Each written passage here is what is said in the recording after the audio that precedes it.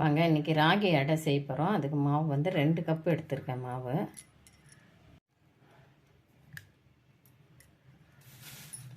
இது கொஞ்சம் நல்லா ஹெல்த்தியானதாக இருக்கணும் அப்படிங்களா, ராகியில் டேஸ்ட்டாகவும் இருக்கும். அதனால் வந்து முருங்கைக்கீரை ஒரு கப் அளவுக்கு எடுத்திருக்கேன். அப்படியே போட்டுக்கலாம். நல்லா துளுராக இருக்கிற கீரை இருந்தால் கொஞ்சம் நல்லா டேஸ்ட் இருக்கும். முருங்கைக்கீரை எடுத்திருக்கேன். வெங்காயம் நல்லா பொடியாக நறுக்கிறது ஒன்று போட்டுக்கலாம். 2 பச்சை மிளகாய் நறுக்கிறது பொடியாக நறுக்கிறது, கொத்தமல்லிக்காக வாசனைக்காக. இதுக்கு தேவையான அளவு உப்பு போட்டுக்கலாம். டேஸ்ட்டுக்காக கொஞ்சம் சர்க்கரை போட்டுக்கலாம், ஒரு 1/2 ஸ்பூன் அளவு சர்க்கரை. கொஞ்சம் பெருங்காயம் போட்டுக்கலாம் மேலே, நிறைய இல்லை, லைட்டாக. அதில் நல்ல பவுடரோட அந்த கீரைலாம் அப்படியே மிக்ஸ் பண்ணிடலாம்.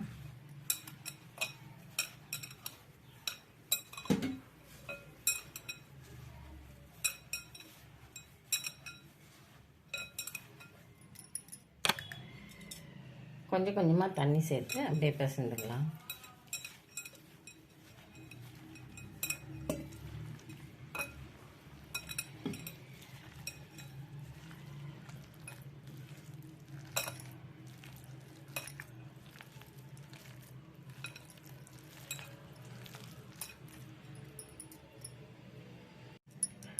பாருங்கள், கரெக்டாக இந்த அளவுக்கு பிசைஞ்சிக்கலாம்.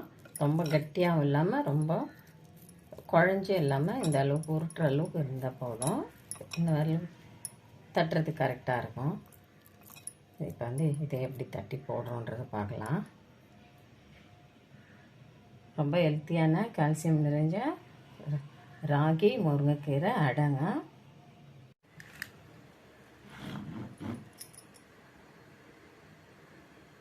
வாங்க ரொட்டி தட்டுற மண்ணை எடுத்துக்கலாம்.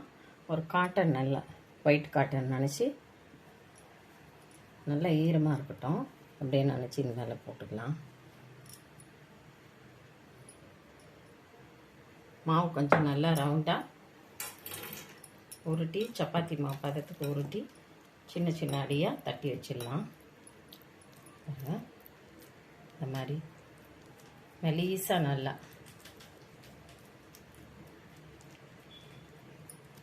ரவுண்டாக தட்டிடலாம்.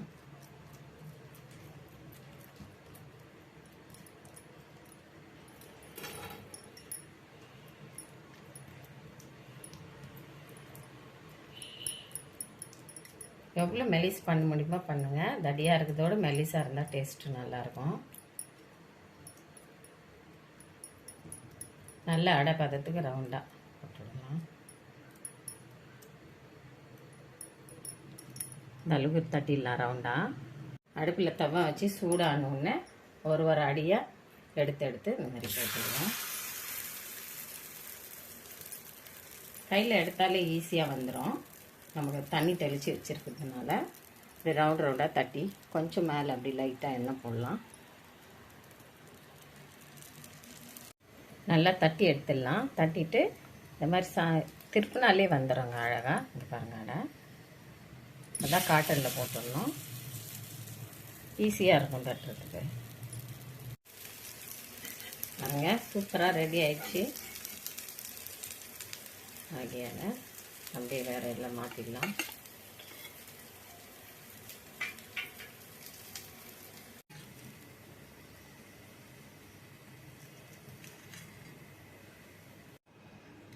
வாங்க, சூப்பராக ரெடி பண்ணிட்டோம் முருங்கைக்கீரை ராகி அடை.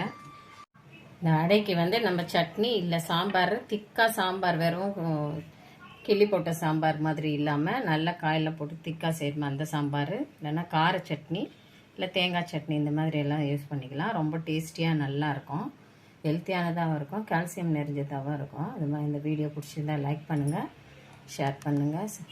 விசேஷம் வெள்ளூர் விலாக் சேனலுக்கு சப்ஸ்கிரைப் பண்ணுங்கள். மறக்காமல் பெல் ஐக்கானை கிளிக் பண்ணுங்கள்.